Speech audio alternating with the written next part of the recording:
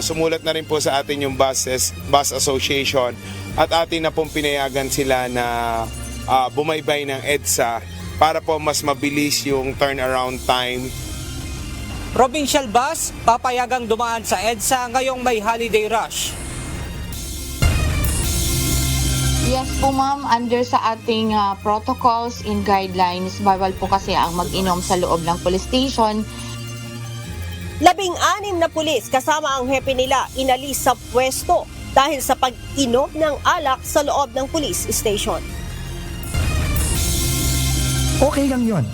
Kasi naniniwala ako, naniniwala ang Pangulo at naniniwala din ang Kongreso na ang importante sa budget ay malinis siya at ma-implement siya ng tama. Tinapyas na halaga ng Bicameral Conference Committee sa budget ng Department of Public Works and Highways. Hindi makakaapekto sa mga proyekto ng ahensya. We just want to give the assurance that the executive has enough time to review. So yun yung na-work out namin with DBM.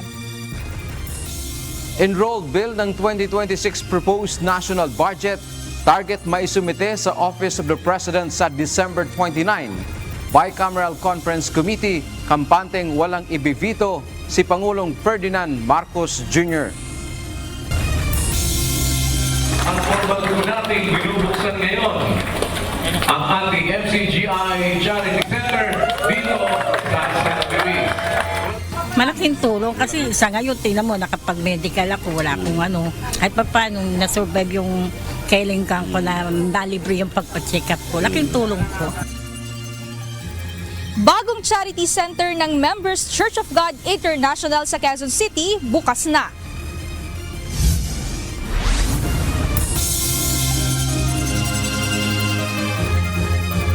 Magandang hapon, Pilipinas at sa buong mundo. Tayo po ay sa bayang napapakinggan sa Radyo La Verdad 1350 ang UNTV Radio. Una, sa ating mga balita. Inaasahan na muli ang pagdagsa ng mga pasahero sa bus stations na nagnanais umuwi ng probinsya para sa long holiday. Kaya upang maiwasan ang matagal na waiting time, nagpasya ang Metropolitan Manila Development Authority o MMDA na payagang dumaan sa EDSA ang provincial buses. Dahil na rin sa inaasahang holiday rush, pagbibigyan at hindi na rin muna puhulihin ng MMDA ang mga motoristang may minor traffic violation. Ito ang balita ni Benedict Samson. Mataas na po yan at we expect po ngayong weekend. Pero by Monday I think mag-i-ease up na po yan kasi marami na po maglilip sa kanilang trabaho. Unti-unti nang nararamdaman ang pagbigat ng daloy ng mga sasakyan, partikular sa EDSA. Ayon kay Metropolitan Manila Development Authority Chairman Attorney Romando Artes, nitong Lunes, umabot sa halos 430,000 na mga sasakyan ang dumaan sa EDSA sa loob ng isang araw. Mas dadami pa ito bukas hanggang sa weekend, kung saan inaasahan ang pag-uwi ng mga magbabakasyon sa mga probinsya. At para masiguro na hindi magkakaroon ng delay ang biyahe ng mga provincial bus, papayagan na ng MMDA ang pagdaan ng mga ito sa EDSA. Sumulat na rin po sa atin yung bus association at atin na pong pinayagan sila na bumaybay ng EDSA para po mas mabilis yung turnaround time, makabilik po sila na mas mabilis, makalabas ng mas mabilis, mas serbisyon po na mabilis yung ating po mga kababayan na tatangkilik po nitong mga public transport natin, particularly yung mga buses. Kaninang umaga, nag-inspeksyon ng MMDA kasama ang Department of Transportation, Land Transportation Franchising and Regulatory Board at Land Transportation Office sa mga istasyon ng bus sa Cubao, Quezon City. Bukod sa roadworthiness inspection, isinailalim din sa random drug testing ang mga driver at konduktor ng bibiyaheng bus. Napaka-importante po kasi nakakasigurado tayo na kondisyon yung mga driver. Wala siyang kahit ano man sa kanya. Na sure tayo na ligtas tayo. Sa amin po sa LTO, once po na nag-positive po yung mga driver natin, hindi po sila pwedeng mag-drive na. Kukumpiskahin po namin yung kanilang driver's license. So sisiguraduhin natin na hindi po sila makabiyahe. Para naman sa ilang mga pasahero, panatag silang malaman na hindi gumagamit ng ilegal na droga ang nagmamaneho ng bus na kanilang sinasakyan. Okay naman po, panatag naman po ako pag nakasakay ako sa, lalo na yung mga driver, okay naman po sila. Maganda naman po yung gano'n, inspection nila para ma-safety mga pasahero, iwas disgrasya, mga ganun ba? Para safety kami, makarating kami sa uwian namin. Bukod sa mga driver at konduktor, sinuri rin ng ilang tauhan ng MMDA, DOTR SAIC at mga enforcer ng LTO. Hindi lang po sa mga bus driver, pati po yung aming mga enforcer sa LTO, ipapa-drug test din po namin para ipakita na talagang itong kampanya pong ito ay seryoso. Ngayon namang may inaasahang pagbigat sa daloy ng mga sasakyan, sinabi ng MMDA na hindi muna nila uhulihin ang isang motoristang mayroong minor traffic violation. Inutos na rin po natin sa ating mga tauhan na yung mga minor traffic violations ay wag na pong hulihin. Mas priority po as always ang traffic management. Magbaon po tayo ng pasensya dahil yung aksidente po, simpleng aksidente po na sagian ay nakaka-contribute din po sa pagbagal ng daloy ng traffic. Muli namang nagpaalala ang mga otoridad na dapat siguruhing nasa kondisyon ng mga sasakyan at maging ang magmamaneho nito. Dapat ding pairalin ng disiplina at magbaon ng mahabang pasensya ngayong may inaasahang pagbigat ng trapiko sa kalsada. Benedict Samson, UNTV News and Rescue. Diyos ang aming sandigan, serbisyo publiko ang aming pinahahalagahan.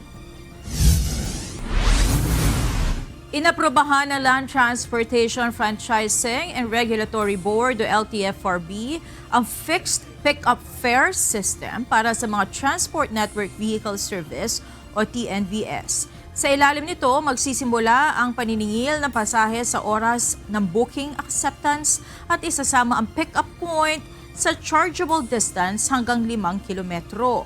Ayon kay LTFRB Chairperson, Attorney Rigor D. Mendoza II, fixed kada kilometro ang pick-up fare na mag-iiba batay sa uri ng sasakyan at idadagdag sa regular na pasahe mula pick-up hanggang destinasyon. Ipinaliwanag ng LTFRB na ang hakbang ay tugon sa matinding trapiko at layong mabigyan ng patas na kompensasyon ang mga TNVS driver na gumugugol ng oras at gasolina bago masundo ang pasahero. Pinagbigyan din ng ahensya ang hiling ng mga ito na huwag nang kunin ng transport network companies ang kanilang komisyon sa fixed pick-up fare habang nananatiling may proteksyon ang mga pasahero ngayong holiday rush. Good news para sa mga motorista. Magpapatupad ng libreng toll ang pamunuan ng Metro Pacific Tollways Corporation o MPTC sa mga expressway na kanilang ino-operate. Kabilang dito ang NLEX, SCTEX, NLEX Connector, Calax at Cavitex. Iiral ang libreng toll ng December 24 ng alas 10 ng gabi hanggang alas 6 ng umaga ng December 25. Gayon din sa kaparehong oras ng December 31 hanggang January 1, 2026. Muli naman tiniyak ng MPTC na handa ang mga expressway sa inaasahang dagsa ng mga motoristang bibiyahe ngayong holiday season. Nasa kustodiya na ng Philippine National Police Highway Patrol Group ang isang police colonel na nambubog at nanutok ng baril sa isang tauhan sa loob ng Campo Crame. 16 na pulis naman sa Samar, kasama ang kanilang hepe ang inalis sa pwesto dahil sa kanilang ginawang holiday party. Ito ang balita ni Lea Ilagan. Kahit assuming na nakarangan, that's not enough na magalit na yung grave threats and all that. Ang sabi niya, hindi niya masabi kanina. Ang sabi daw sa kanya, papatayin siya. Maraming kwento papatayin, wala kayong respeto sa... Hindi sapat na dahilan ang alitan sa parking para pagbantaan ang buhay ng kapwa. Ito ang naging mitya ng pagkakaalis sa pwesto ng hepe ng Highway Patrol Group Investigation Management Division na nambugbog at nanutok ng baril sa isang patrolman na tauhan ito sa loob ng Highway Patrol Group compound sa Campo Crame noong Martes ng gabi, December 16. Lumalabas sa inisyal na investigasyon na nagpang-abot ang dalawa sa parking lot ng HPG. Bigla na lang umanong pinagmumura, sinuntok at tinutukan pa ng baril ng opisyal ang tauhan nito. Sa viral video, makikita kung paano kinaladkad ng opisyal ng pulis habang nakatutok ang baril. Nakalod nga yung lalaki. Nakalod. Okay, sumahawak siya ng baril. Kwento ng biktimang pulis, umabot sa 30 minuto ang insidente. Bali po pupunta po ako nun sa parking para po maglipat lang po nung nakapark po doon na tire lock nga po. Nung after po nung nabayaran po yung tire lock doon, is lilipat ko na po. And then may isang sasakyan po na papalabas na biglang binaba yung bintana, din nag-load ng baril. Then bumaba po siya, and then doon na po nangyari yung incident. Ayon kay HPG Director, Police Brigadier General Hansel Marantan, wala siyang sasantuhin sa gagawing investigasyon. I will not hesitate to implement whatever that I can make you toe the line and discipline you for most, because that's the primary concern of the command group now. Inihahanda na rin aniya ang kasong kriminal at administratibo laban sa police colonel. Well, grave threats, that's very obvious. We will file that. At slight physical injury. Well, maybe you will be asking me about kung ano yung administrative. I said, your criminal liability is also your administrative liability. That's dismissal per se. Sa ngayon, ayaw umanong magbigay ng kanyang pahayag ang isinasangkot na opisyal. Samantala, 16 na pulis kasama ang hepe ng Dolores Municipal Police Station sa Samar ang inalis sa pwesto matapos na mag-viral ang larawan ng mga ito habang umiinom ng alak sa loob mismo ng istasyon ng pulisya. Ayon kay Pro-8 Public Information Office Chief Police Lieutenant Colonel Annalisa Armesa, mahigpit na ipinagbabawal ang pag-iinom ng alak sa loob ng kampo.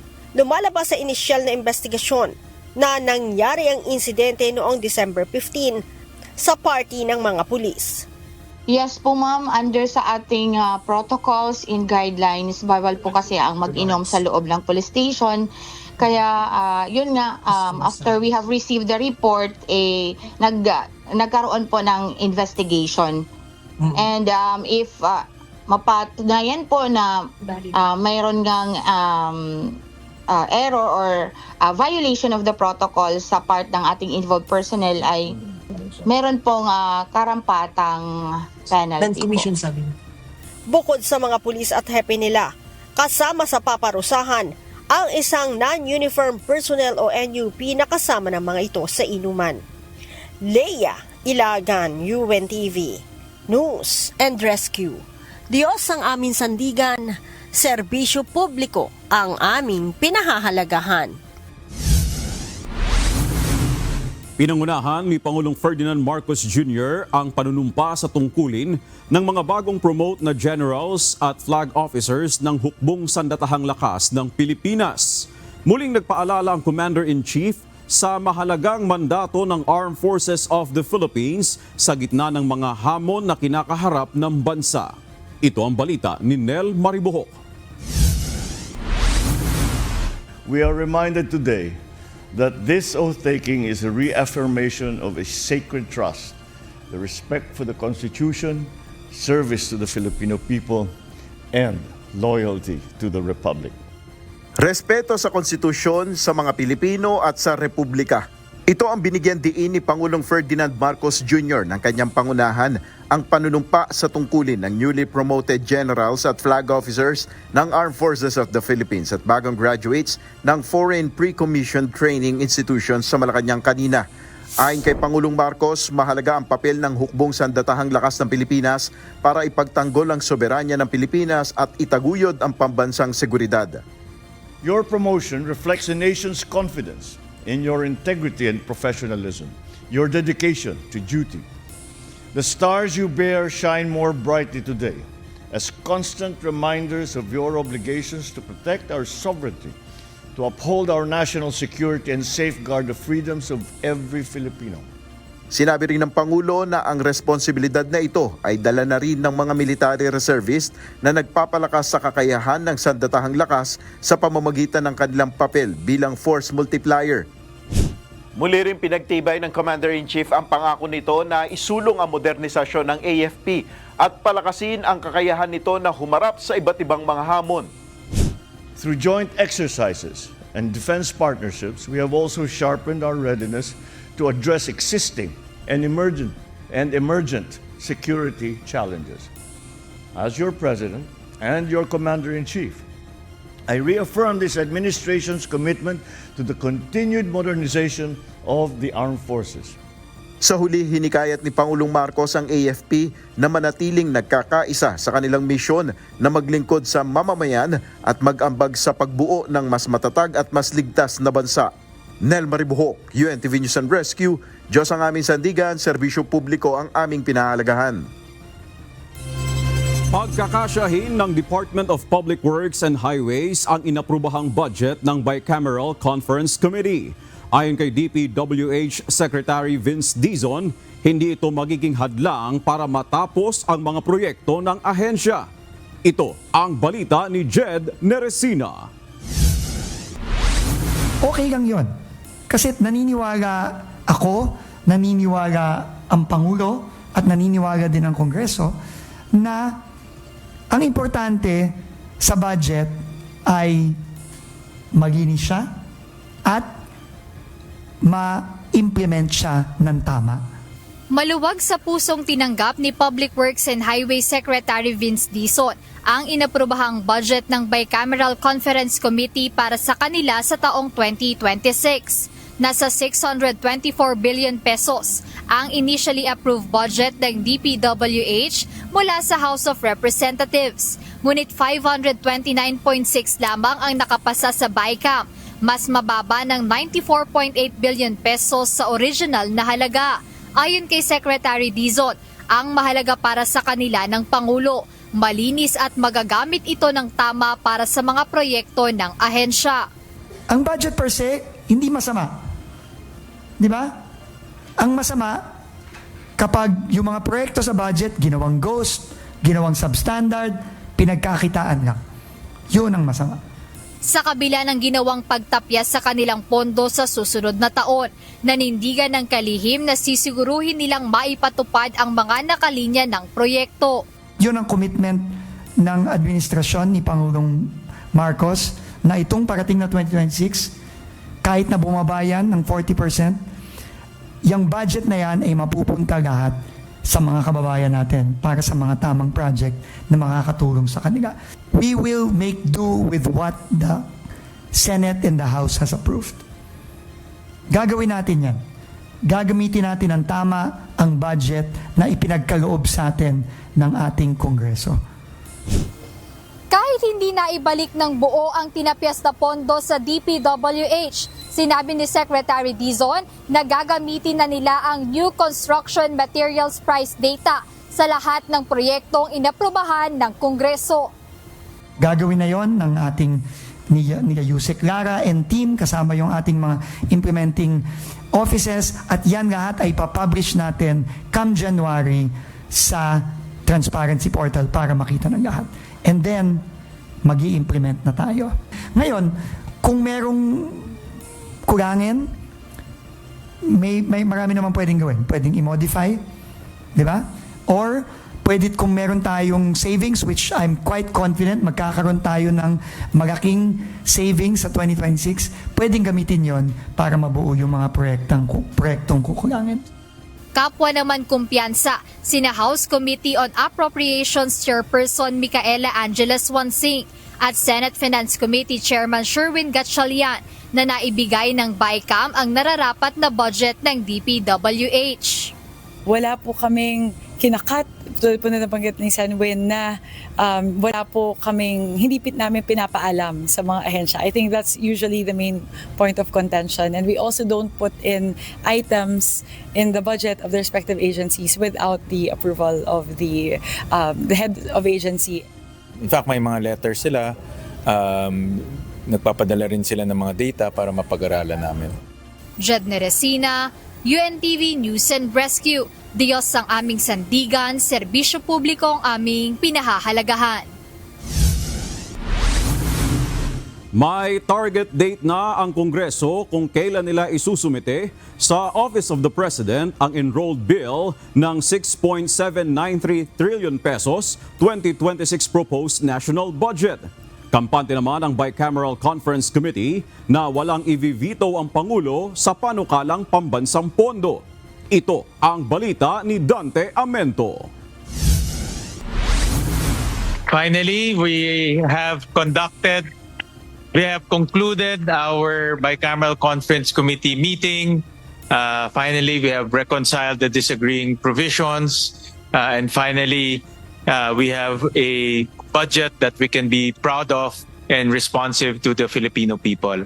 Sa December 29 target ratipikahan ng dalawang kapulungan ng Kongreso ang 6.7 trillion pesos proposed national budget para sa taong 2026. Ito rin ang petsa ng plano nilang pagsusumite o pagtatransmit sa tanggapan ni Pangulong Ferdinand Marcos Jr. December 22 sana ang original target date, ngunit dahil sa parating na long holiday, kinailangan nila itong iurong ng isang linggo. Based on the timetable ng mga staff, baka 28 ang permahan and 29 ang ratification. Kasi yung pagbabalanse, pagpiprint, kasi we have to reconcile our numbers with theirs. No, so yan, process alone will take 5 days. We just want to give the assurance that the executive has enough time to review. So yun yung na-work out namin with DBM, that as we finish the agencies, we already start sending to the DBM. So simultaneous na po yung finalization ng enrolled bill ng GAB at yung review ng DBM. Pasado 2:00 kaninang madaling araw natapos ng Bicameral Conference Committee ang pagtalakay sa pambansang pondo para sa susunod na taon. Ipinagmalaki ng Bicam na transparent ang buong proseso ng ginawang deliberasyon sa pondo. Tatunayan nito ang kauna-unahang live streaming. Wala na ring insertion na nangyari na bandang huli ay magugulat na lang ang marami na may ipinasok na palang item at nagagamit pa sa katiwalian. Isa lang naman po talaga yung gusto natin gawin dito. Talagang siguraduhin na itong budget na to mapagkakatiwalaan ng ating mga kababayan. Tiniyak din ng Bicam na wala ng item at pondo para sa kontrobersyal na flood control projects sa ilalim ng 2026 budget. Lahat ng safeguards nandito na sa budget na ito. So hindi na mauulit yung flood control, hindi na mauulit yung mga ghost projects, hindi na mauulit yung mga hindi mahanap na projects or substandard. Aminado si Senator Sherwin Gatchalian, chairman ng Senate Committee on Finance, na walang perpektong budget. Pero tiniyak nito na nilagyan nila ng malaking pondo ang mga ahensya na dapat magkaroon ng sapat na budget. May mahahanap ka talaga dyan na kulang, pero may mahanap ka rin na maganda. Like in our case, we put a lot of funds sa education, health, and agriculture. Pag titignan ninyo itong budget, itong tatlong ito ang pinakamataas na allocation in history. Samantala, kampante sina Senator Gatchalian at Representative Swansing na walang i-veto item ang Pangulo sa naturang budget. Paliwanag ng Bicam, wala silang tinanggal na item o pondo na hindi nila ipinaalam sa mismong ahensya. Palagi nila silang nakipag-ugnayan sa ehekutibo. I think that's usually the main point of contention, and we also don't put in items in the budget of the respective agencies without the approval of the head of agency and the agency. So yes, I will second what Senwin said. We are confident that the President will not veto the budget as we drafted. Sa ilalim ng saligang batas, may tinatawag na veto power ang presidente kung saan may kapangyarihan itong hindi aprubahan ang isang item o buong panukalang batas na ipinasa ng Kongreso. Layo nito na mamantine ang checks and balances sa pagitan ng legislatibo at ehekutibong sangay ng gobyerno.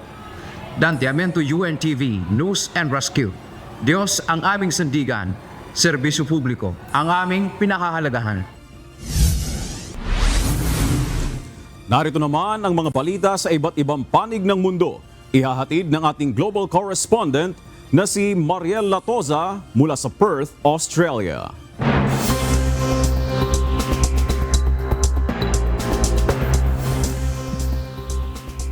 Magandang gabi sa inyo dyan sa Pilipinas, Victor.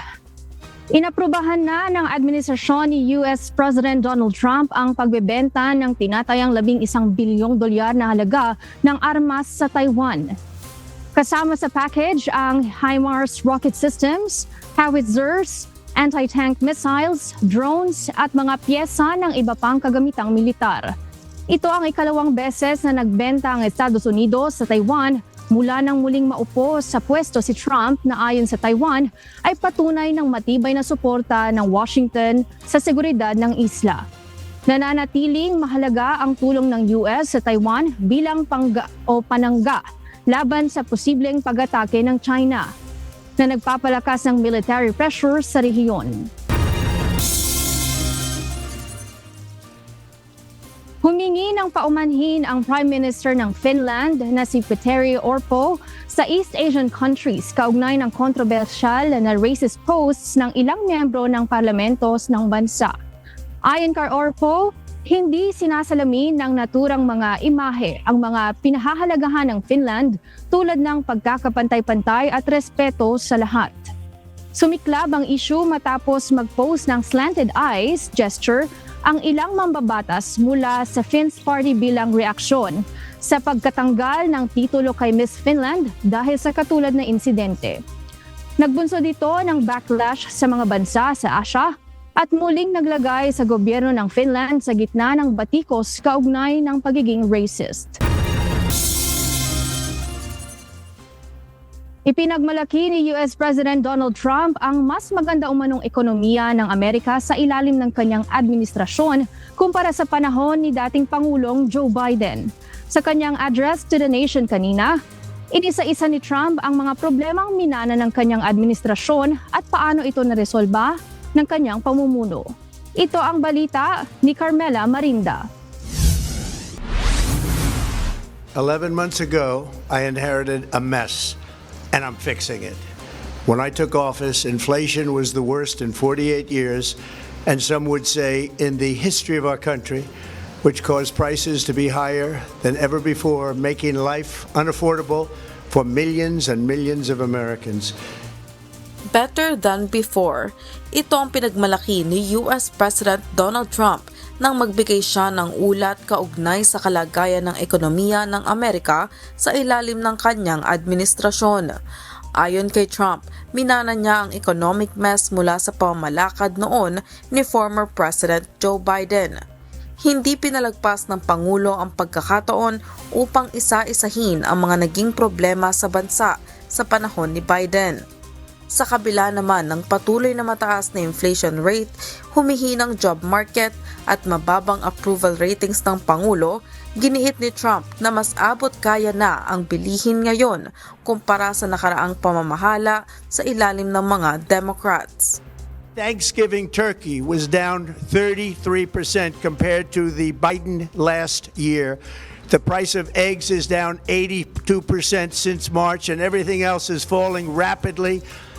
And it's not done yet, but boy, are we making progress. Sinisi rin ng Chief Executive kay Biden ang pagtaas ng illegal migration. Pinagmalaki pa ni Trump na sa unang pagkakataon ay mas dumadami ang umaalis sa Amerika kumpara sa pumapasok mula sa ibang mga bansa dahil sa kanyang immigration policy. For the first time in 50 years, we are now seeing reverse migration as migrants go back home, leaving. Ayon pa kay Trump, bababa ang interest rate at mortgage rate ng bansa sa 2026 dahil plano nitong mag-appoint ng bagong Fed Chair at simula ng housing reform ng bansa.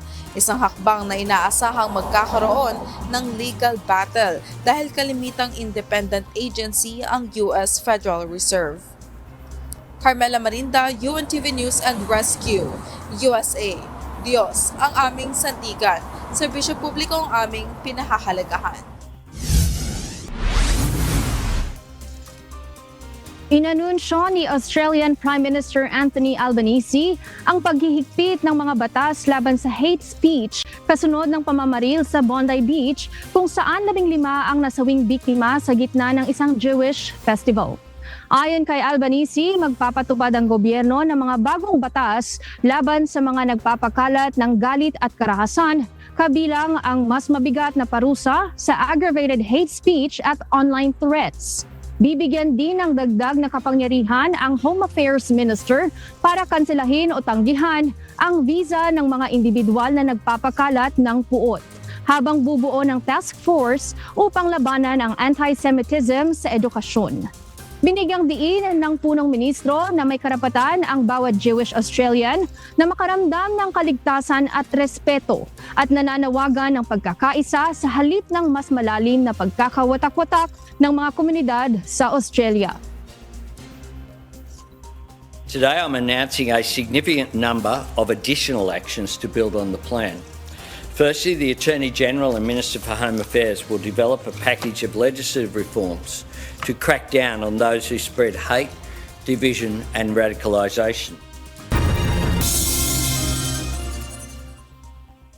Inianunsyo ng South Korean government na hindi na libre ang disposable plastic cups sa mga cafe at restaurant bilang bahagi ng hakbang laban sa plastic pollution ayon kay Environment Minister Kim Sung-won.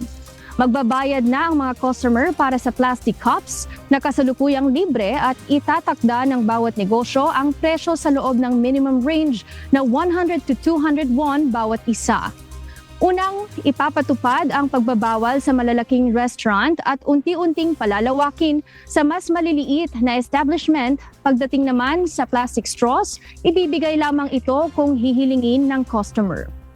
Inaasahang ilalabas ang draft ng komprehensibong plano sa plastic reduction sa December 23 kasunod ng public hearing para sa opinyon ng mamamayan at stakeholders.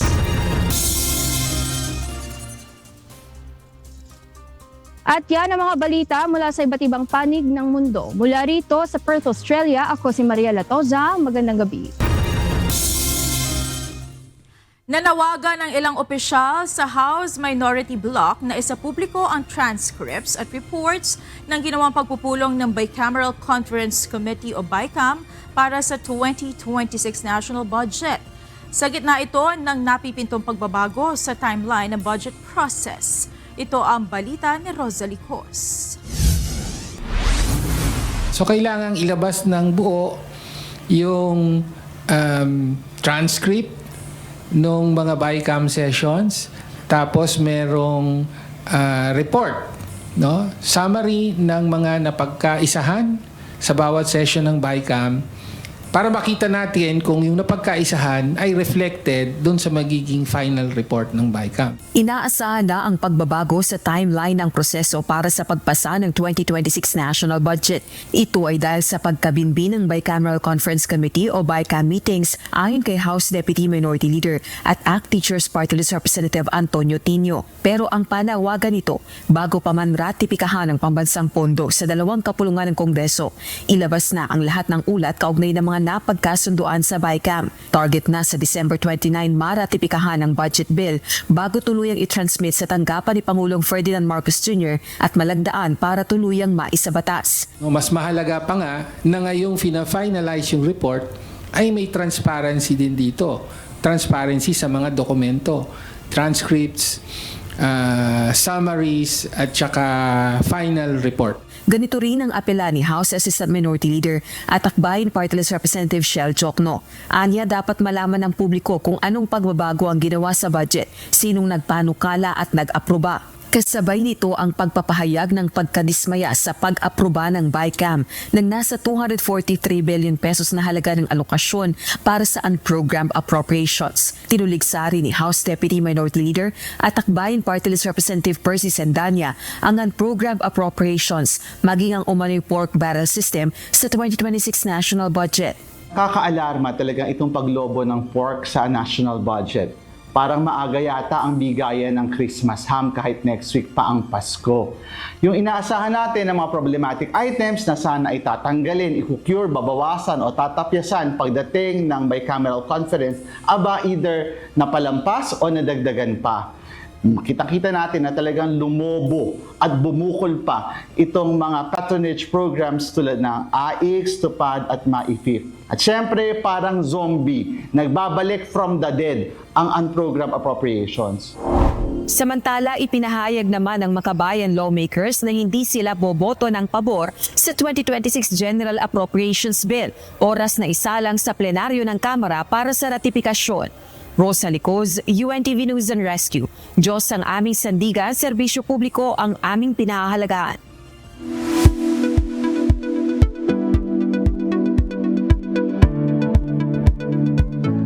Isa sa mga pinakamadalas na hindi nauunawa ang lubos ang mental health illness na schizophrenia.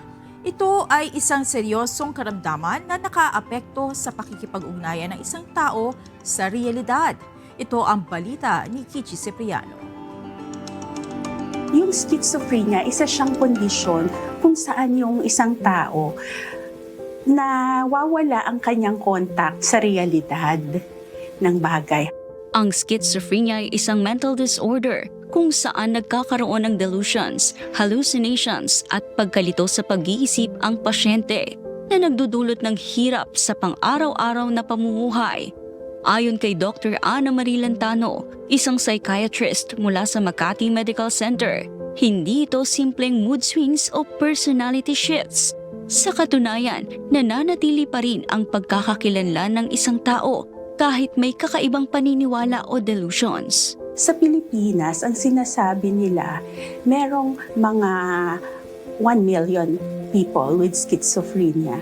Around the same yung in comparison to other countries. Pag schizophrenia, isang buong identity. Halimbawa, maski may delusion siya o yung kakaibang paniniwala, isa pa rin siya. Halimbawa, itong taong to, iniisip niyang siya si God, iyon lang yung personality niya. Sa taong may schizophrenia, pwedeng manipis yung ego na yon. Minsan parang isipin natin nabubutas, kaya yung mga nasa loob-loob na sinusuppress nila lumalabas. At tulad ng maraming mental health conditions, may biological basis ang schizophrenia. Partikular na ang imbalance sa brain chemicals gaya ng dopamine. Meron ding biological basis yung schizophrenia. Halimbawa, may mataas na dopamine sa brain yung mga taong may schizophrenia. Kaya ginagamot natin siya using medications. Kasi medications ang magta-target ng chemical imbalance na yon. Panoorin ang iba pang mga paliwanag ukol sa schizophrenia ngayong linggo sa Doctors on TV, 9 a.m. to 10 a.m. only here on UNTV. Kichi Cipriano, UNTV News and Rescue. Diyos ang aming sandigan, serbisyo publiko ang aming pinahahalagahan. Tiniyak na Department of Public Works and Highways sa DPWH na tuloy-tuloy ang reformang ginagawa sa ahensya. Ayon sa DPWH, tugon ito sa direktiba ni Pangulong Ferdinand Marcos Jr. na ayusin ang kagawaran matapos madiskubre ang mga anomalya sa flood control projects. Ito ang balita ni Jed Neresina.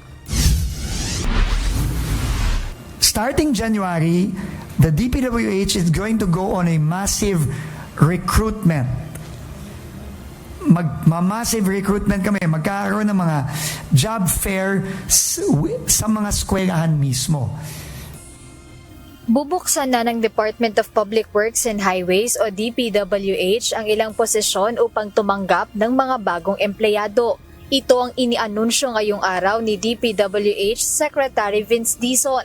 Ayon kay Secretary Dizon, magkakaroon sila ng massive recruitment sa iba't ibang universidad sa bansa, kung saan target ng ahensya na makakuha ng mga bagong engineer at accountant. The future of DPWH will be in the fresh blood that will be injected in this agency. That is where the future will lie. Aminado ang kalihim sa hamon ng paglilinis sa imahe ng ahensya. matapos ang kontrobersya sa flood control projects. Kaya naman panawagan niya sa mga kabataan, magtiwala na sila ang susi para magbago ang hindi magandang sistema sa nagdaan. Marami tayong gagawing reforma, marami tayong gagawing pagbabago. Pero ang pinaka-importanting resource ng kahit anong organisasyon ay yung mga tao. At yung pagbabago sa mga opisyal ng DPWH, yan talaga ang magdidikta kung ang DPWH ba ay babalik na lang sa dati o talagang magbabago na ng tuloy-tuluyan. Samantala, tiniyak ni Secretary Dizon na tuloy-tuloy ang pagtatrabaho ng DPWH upang mapanagot ang mga nasa likod ng nangyaring anomalya sa mga proyekto kontrabahan ng pamahalaan. Kaya hindi titigil ang pagsusumiti nila ng mga referral at report sa Office of the Ombudsman, katulong ang Independent Commission for Infrastructure o ICI para mapakasuhan at makulong na ang mga nasabing individual. Sa January, I think magiging ready na ang ICI at ang DPWH dun sa report ng mga gagawin nating pananagot sa Cebu. Dahil dun sa nakita nating mga problema sa Cebu, sa flood control project sa Cebu, magiging ready na ang ICI at ang DPWH to submit their reports and their referrals and our referrals to the Ombudsman by January. Walang ibinigay na iba pang detalye si Secretary Dizon kung sino-sino ang mga individual na mapapabilang sa nasabing referral. Ngunit tiniyak ng kalihim na matibay ang ebidensyang mayroon sila para mapakulong at maparusahan ang mga ito upang mapatunayan ding may kinalaman talaga sila sa nangyaring anomalya. Jedne Resina, UNTV News and Rescue. Diyos ang aming sandigan, serbisyo publiko ang aming pinahahalagahan. Hindi nangangahulugang guilty sa flood control corruption scandal si dating House Speaker at Leyte 1st District Representative Martin Romualdez sa mga biniwang pahayag ni Public Works and Highway Secretary Vince Dizon. Yan ang binigyan diin ng abogado at tagapagsalita ng kongresista na si Attorney Ade Fajardo. Kasunod yan ang pahayag ni DPWH Secretary Dizon na nagrekomenda na ang ahensya ang maghain ng criminal at administrative charges laban sa 87 individual, kabilang na si Congressman Romualdez. Ayon kay Attorney Fajardo, hindi totoong nirekomenda sa Ombudsman na sampahan ng reklamong plunder at iba pang seryosong krimen si dating Speaker Romualdez. It is not true that the ICI has recommended to the Ombudsman that former Speaker Ferdinand Martin G. Romualdez be charged with plunder or other serious crimes related to the flood control of 2025 budget issue. In fact, the ICI made it clear in their referral that it was issued without finding or conclusion of guilt or liability on the part of former Speaker Romualdez. Bumisita umano si Vice President Sara Duterte kay Ramil Madriaga sa kulungan nito sa Bureau of Jail Management and Penology o BJMP Annex 2 sa Taguig City. Sinasabing nag-alok ito ng tulong sa kanyang kaso na tinanggihan umano ni Madriaga. Nais namang paimbestigahan sa mababang kapulungan ng Kongreso ang mga aligasyon ni Madriaga laban sa pangalawang Pangulo. Ito ang balita ni Evan Alvarez. May kumalat na text message from certain personnel ng BJMP na dumalaw dito sa Attorney Palad October 18. The next day, si BP Sara naman gabi dumalaw. Nagtungo umano sa Bureau of Jail Management and Penology o BJMP Annex 2 sa Bikutan, Taguig City si Vice President Sara Duterte upang bisitahin at makipag-usap kay Ramil Madriaga. Ayon ito sa kanyang abogado na si Attorney Raymond Palad. Sa handwritten letter na ibinigay ni Madriaga, sinabi nitong 2 beses nagpunta si Vice President Duterte doon, habang ang ibang pagkakataon naman ay staff na ng bise. Dati nang nagpakilala si Madriaga, bilang dating security aide ni VP Sara noong mayor pa ito ng Davao City at nagtrabaho rin bilang intel agent ng mga Duterte. Hindi naman maibigay ang eksaktong petsa kung kailan unang bumisita si VP Sara, habang ang pangalawang beses umano ay noong October 19, 2025 dahil kasunod na araw ito nang bumisita ang abogado ni Madriaga sa kanya. Kasi nung tinatanong ko si Caramel, bakit hindi mo matandaan yung mga dates? Attorney, wala akong kalendaryo sa BJMP. Hindi ko alam ang dahilan kung bakit walang kalendaryo dito sa kulungan. Ayon kay Attorney Palad, pakay umano sa unang beses na pagbisita ni VP Sara ay tulungan si Madriaga sa mga problema nito sa kasong kidnapping. Ngunit pinagdududahan umano ni Madriaga ang alok na tulong na ito ng pangalawang Pangulo. Kaya naman sa pangalawang beses na dumalaw ito, hindi na niya ito personal na kinausap. So, nung nag-attempt ng second visit, hindi na siya bumaba. Ang sumunod na visit nun, yung mga staff na ni BP na magagawa daw ng isang parang tulong sa mga anak ng mga detainee, doon na nagduda si Caramel na ang daming jail dito sa Bikutan, annexes 1 to 5. Bakit 2 lang? Anong special sa 2? So, hindi niya binigay daw yung address, pangalan ng mga anak niya.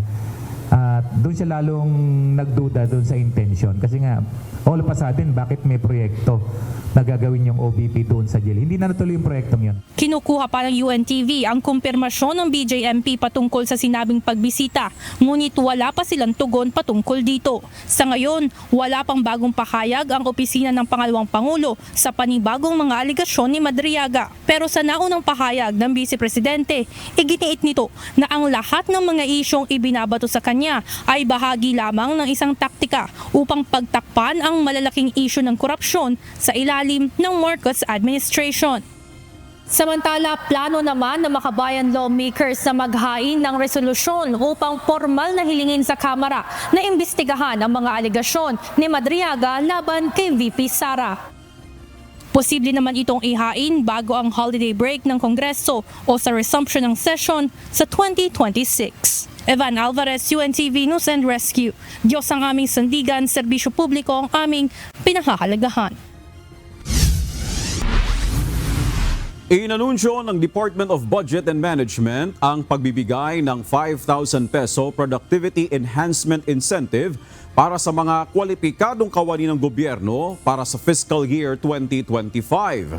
Ayon sa DBM, maaaring ilabas ang insentibo simula December 15 alinsunod sa umiiral na budget circular at performance-based incentive system ng pamahalaan. Layunin ng PEI na gantimpalaan ang mga empleyadong nakatulong sa pag-abot at paglagpas ng target sa performance at pananalapi ng kani-kanilang ahensya.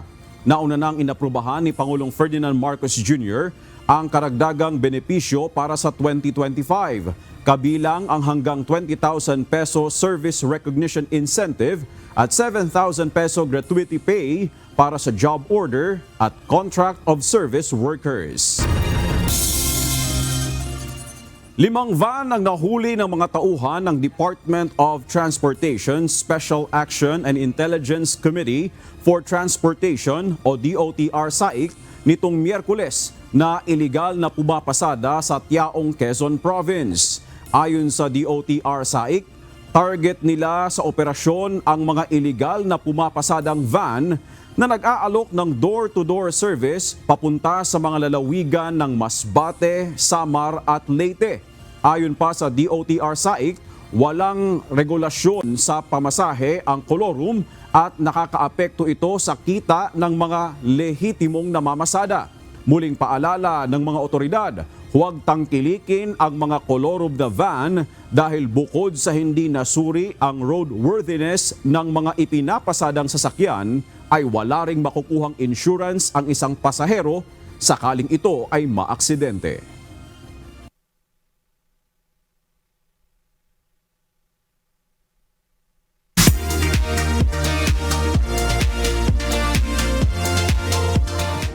Maraming fans ang kinilig at natuwa nang mapanood ang singer-actor na si Piolo Pascual sa kanyang pagbabalik sa nag-iisang Wish 1075 bus. Hinarana ni Papa P ang kanyang mga tagahanga nang awitin ang kantang Sandalan, official soundtrack ng kanyang bagong pelikula na Manila's Finest. Bukod kay Piolo, nagbalik din sa Wish Bus ang American singer-songwriter na si Bonnie Bailey at kinanta ang kanyang hit songs na Ever After at Kingdom of Pretty. Kasama rin sa lineup ng Wish Bus ang OPM pop rock band at Wish Music Awards nominee na Orient Pearl at ang rising artist na si Chi. Tumutok sa official Facebook page ng Wish 1075 para sa updates at huwag palampasin ang pagsakay ng inyong paboritong OPM artist sa nag-iisang Wish 1075 bus.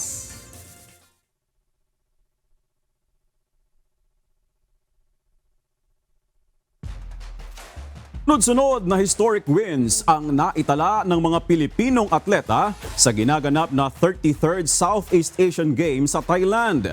Pinangunahan ni tennis star Alex Ayala at Filipino pole vaulter EJ Obiena ang Team Philippines sa pagkuha ng gintong medalya para sa Pilipinas. Ito ang balita ni Bernard Dadis.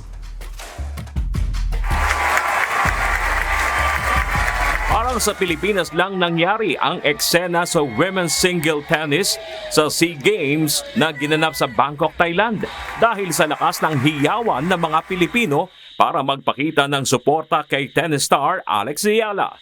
Muling pinatunayan ni Alex ang galing niya sa tennis nang talunin ang host player mula Thailand at makuha ang unang women's single gold para sa Pilipinas sa loob ng 26 na taon.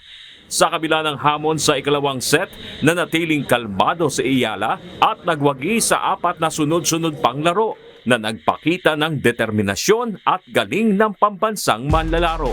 Si Ayala ang ikatlong Pilipino na nagwagi ng gold sa women's tennis singles, kasunod ni Pia Tamayo noong 1981 at Marie Cris Fernandez noong 1999.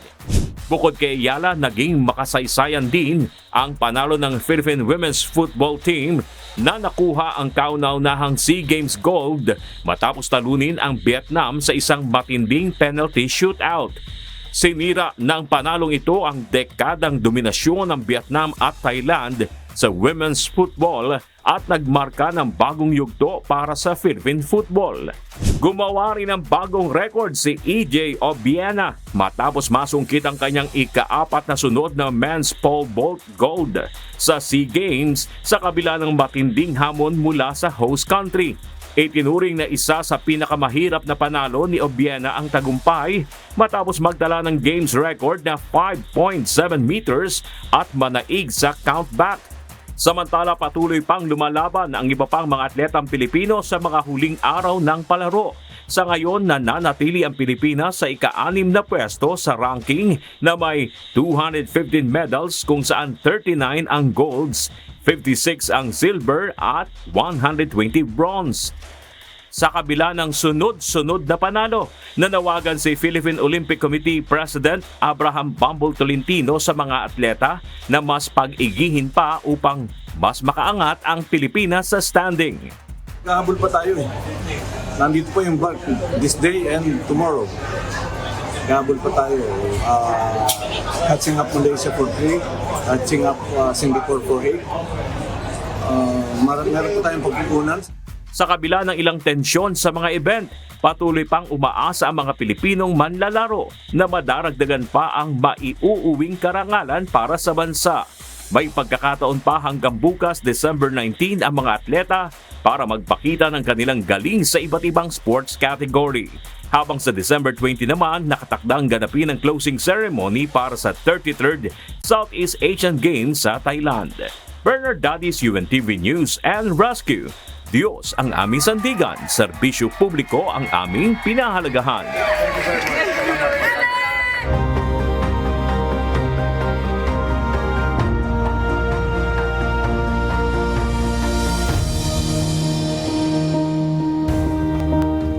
Kasabay ng pagdiriwang ng Grand Fiesta ng Diyos ng Members Church of God International o MCGI, formal na pinasinayaan ngayong araw ang bagong MCGI Charity Center sa General Luis, Quezon City. Layunin nito na maghatid ng libreng serbisyo medikal sa mga nangangailangan nating mga kababayan. Kanina, inanunsyo na rin ang regular na schedule of operation ng center para sa mga nagnanais magpakonsulta. Ito ang balita ni Mia Alonso.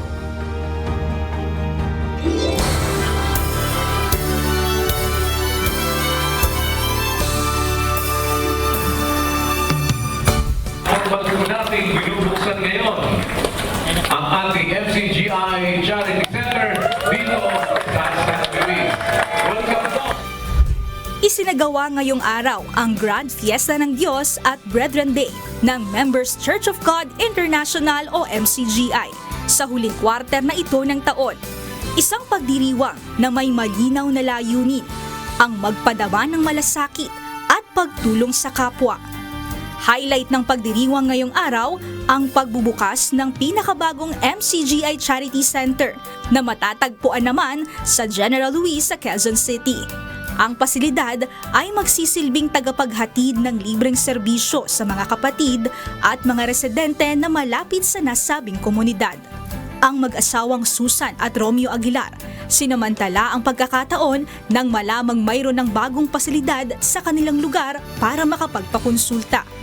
Malaking tulong kasi sa ngayon, tingnan mo, nakapag-medical ako, wala akong kahit pa paano nasurvive yung kailangan ko na nalibre yung pagpa-check up ko. Laking tulong ko. Talagang lalong wala. Kagaya ko, wala. Tricycle boy kasi ko, kung kagaya nahulog siya, papa-x-ray, wala kaming pera. Inantay namin yung ganyan, libre na. Kahit tumagal lang oras, ay paano, na kami ng libreng ganyan. Ang stroke patient naman na si Mang Rufino, kahit hirap maglakad, ay dumayo pa sa lugar sa pag-asang muling makapagpapatherapy dahil ilang panahon din siyang natigil sa gamutan. Aniya, ang bawat session ng physical therapy ay umaabot ng 1,400 pesos at sa kaso niyang mild stroke, kailangan ang tuloy-tuloy na sesyon. Punta sa sa gamot, pamasahe ko, kulang talaga. Kaya hindi ako ngayon nakapasok dahil pangalawang stroke ko na to. Hirap talaga, lalo na pag wala kang budget. Ang mga kagaya ni Susan, Romeo at Mang Rufino ang inaasahang makikinabang sa pagbubukas ng bagong MCGI Charity Center na ito sa Quezon City. Kagaya ng serbisyong ipinagkakaloob sa MCGI Charity Center na nasa Marikina City. Miyerkules na ang magiging regular na schedule dito sa MCGI Charity Center sa General Luis sa Quezon City, kaya naman simula sa Miyerkules, maaari nang magsipunta ang lahat ng nais na magpatingin. Uloloobin ng Panginoon na hindi lamang dito sa Quezon City, actually alam po meron na ring lugar tayo dyan sa Valenzuela, ganon din doon sa parte ng Parañaque at dito sa Maynila. Para sabayan niya ng pagsiservisyo. Actually, dito sa Maynila ay mayroong 6 na lugar na simultaneous na maglilingkod na magsiservisyo sa ating mga kababayan dito sa NCR. Ang MCGI Grand Fiesta ng Diyos at Brethren Day ay isang araw ng pagtitipon sa kapakinabangan ng mga kapatid at isang pagkakataon rin upang makapagbayanihan, makapagmalasakitan ang buong kapatiran, at makapagkawang gawa din naman sa mga nangangailangan nating mga kababayan. Sa lahat ng ito, walang ibang masabi kundi Bigyan salamat po sa Diyos at ibig! Mia Alonso, UNTV News and Rescue. Diyos ang aming sandigan, serbisyo publiko ang aming pinahahalagahan.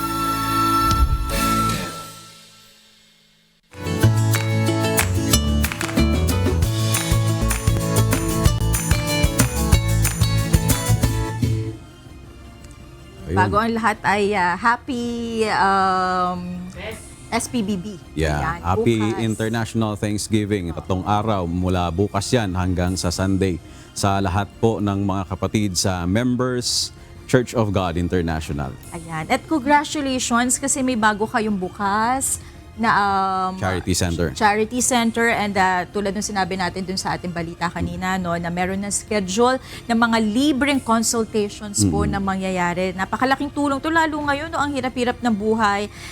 This is going to be a big help sa ating mga kapatid. Oo, kagaya sa charity center sa may Marikina na nagkakaloob din ng mga libreng serbisyo, yung charity center ng MCGI dyan sa may Quezon City, sa General Luis ay magsiserbisyo din sa ating mga kababayan para maghandog ng libreng serbisyo medical, libreng medical consultation, libre yung dental check-up, optical check-up, may libreng mga salamin at saka may libreng mga gamot. At gaya nga ning nabanggit doon sa report, asahan din ng ating mga kababayan na meron pang ibang mga lugar sa Metro Manila, sa Maynila, sa Parañaque, sa may Valenzuela na magkakaroon din ng mga charity center. Ito naman ay inisyatiba din ni Kuya Daniel para makatulong sa mga kapwa-tao natin na nangangailangan. Ayun. So looking forward tayo, Tural, malapit na yung pagpapalit ng taon. So we're looking forward to more charity centers in the metro. At saka, di ba, Victor, gusto lang natin linawin na open po ito sa lahat na anuman yung inyong religion, anuman ang inyong grupong kinabibilangan. Wala po tayong pinipili dito. Lahat po kayo welcome to come and to have a consultation or anumang tulong na maibibigay ng mga charity centers. Tama ka dyan, Monica. Tsaka kagaya din doong charity center natin sa Marikina, hindi lang para sa mga taga Marikina yon. Kung you are malapit doon sa Marikina, pwede silang pumunta. The same with dyan sa may General Luis, kung malapit sila dyan, kahit hindi naman sila taga Quezon City o taga General Luis, pwede silang magpunta doon. Dapat atang pumunta ako para sa salamin. Dahil ako ay medyo namumroblema sa aking mata. Sige, tingnan natin. Anyway, narito na po ang ating mga naging kausing ngayong araw ng Huwebes. Binabati natin. Salamat at shout out kina Rolito Catalan, Jolen Tiligando at saka kay David Salvador Jr. Gayon din kay Paul Bayungan, Jade Tumada at Ermeline Afere. Samantala mga kasambahay, kung may mga istorya po kayong nais balikan sa Ito Ang Balita, pwede nyo po ito muling mapanood sa aming mga official social media account. Magtungo lamang po sa UNTV News and Rescue YouTube channel at i-click ang subscribe button. Gayon din sa aming Facebook, Instagram, X at TikTok accounts. Mapapanood nyo din po rito ang iba pang news programs ng UNTV, pati na ang iba pang video ng nag-iisang public service channel. Kaya subscribe, like, and share.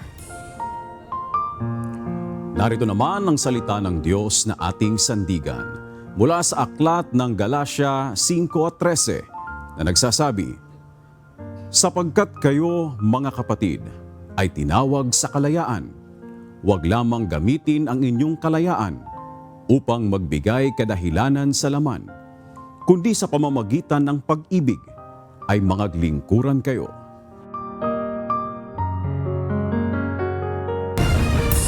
At yan ang naging kabuuan ng ating balitaan ngayong gabi. Aming inilahad ng buong katapatan kung paano namin nasaksihan. Kayo'y makapagtitiwala na ang aming nakita at narinig, ang aming ibinabalita. At dito sa UNTV, Diyos ang aming sandigan. Serbisyo publiko ang aming pinahahalagahan. Magandang gabi.